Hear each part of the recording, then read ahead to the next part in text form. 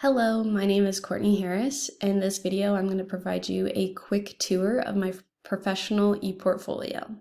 Starting out with the general information or the home page, you will see a headshot of me, as well as a quick blurb about the site. The site is just going to showcase the knowledge and skills I've gained through the MIT program. I've put my email in there as well in case anybody has any questions. They can just send me a quick email and I'm more than happy to answer it. Moving on to the candidate information, the first page under this menu is going to be the candidate information and goal statement page. I have included my introduction video, which is going to talk more about my position and my experiences as a student in the MIT program. Here I have some personal information, and it's going to again talk about my position as a learning and development specialist and what I do for the company that I currently work for. The exploration stage is going to talk about my prejudgments before starting the MIT program and my prejudgments going into my last course of the MIT program. It's also going to discuss some of the thoughts and feelings I had throughout, such as being nervous before creating this portfolio, and kind of how I'm excited, was nervous to do it. The last two sections of this page are going to be the professional and personal goals, as well as where do I see myself in 2 years, 5 years, and 10 years. I personally found this part really hard to write, only because life, as we know, throws so many curveballs. So it is really hard to kind of think 10 years into the future or even a couple years into the future. But I left it pretty vague for those future 10 years. So in 10 years, I just hope I have a career that I'm passionate about. However, completing both of these sections, one thing that I realized, or one thing that I value, is that work-life balance. So that's just something I'm hoping I'm able to get here sometime soon. The next page of this menu is going to be my technology philosophy. This is going to talk about how I plan on using technology during instruction, and how I plan on using collaborative tools, and how I plan on using technology to create personalized learning experiences. The next part is going to be a leadership philosophy. It discusses how I plan on using the empowered leadership style.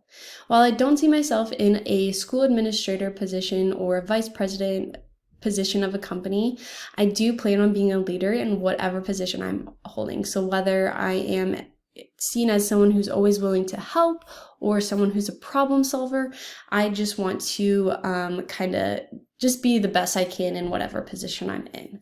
So this kind of talks about how I plan on using that empowered leadership style in any position. One thing I did learn through my MIT program is that my leadership philosophy and my technology philosophy are going to constantly be evolving. I have written both of these philosophies previously, but as I entered into my ePortfolio, I've decided to start fresh for both of them now that I have more experiences and just kind of more courses under my belt. I felt like those old ones did not relate to who I was anymore. So I've just learned that these are going to constantly be evolving as I change and get more experience. The last page is going to be my resume. This is just going to talk about my previous and current work experiences, as well as provide viewers with references if they would like them. Moving on to the activity evidence, I have my professional development plan. This professional development plan came from a meeting with my supervisor, talking about kind of some things I personally need to improve on and some of the things that we can improve on as a team. And one of those things we can improve on as a team is digital accessibility in our trainings. So that is kind of where the idea for this plan came from. And so my hope is to use this plan to inform colleagues of the features that the tools we already have or are currently using can help with all learners in that digital accessibility piece.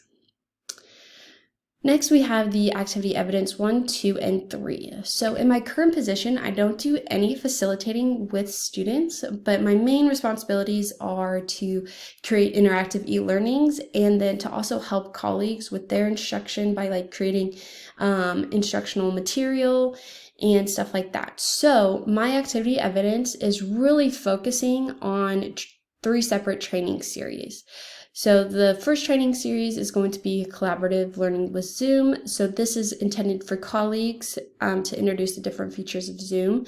This training series consists of 4 videos and 1 presentation. So here are those 4 videos and then the presentation. Activity evidence 2, which is going to be collaborative learning with Microsoft Office 365. This one is 3 videos and a presentation. And then activity evidence 3 is going to be creating interactive e-learnings.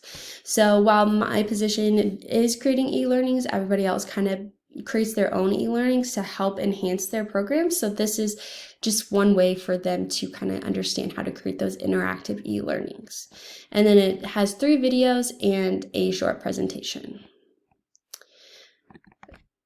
Next, we have our article summaries. So these are going to all relate to that professional development plan and digital accessibility and the importance of digital accessibility.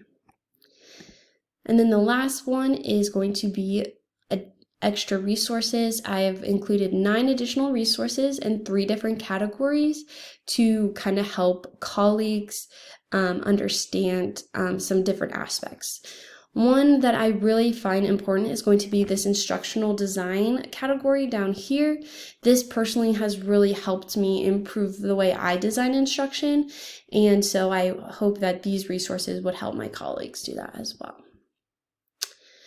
Next, we have our evaluation. So we have a peer review, and I have 2 peer reviews, one internal, which is going to be a fellow MIT 885 candidate, and then an external review. So Julie was my internal review, and she's finished that and has completed that. Patrick Graham works in a corporate setting and often attends corporate training, so I thought he would be a good external reviewer just to see kind of my thoughts behind that and what he would like to see as the learner. Lastly, we have the reflection. So this reflection is going to just kind of expand on my thoughts and feelings of that exploration stage from my candidate info, and then just provide some of my action details that I'm going to go into after this course is completed. Thank you so much for watching the video, and let me know if you have any questions.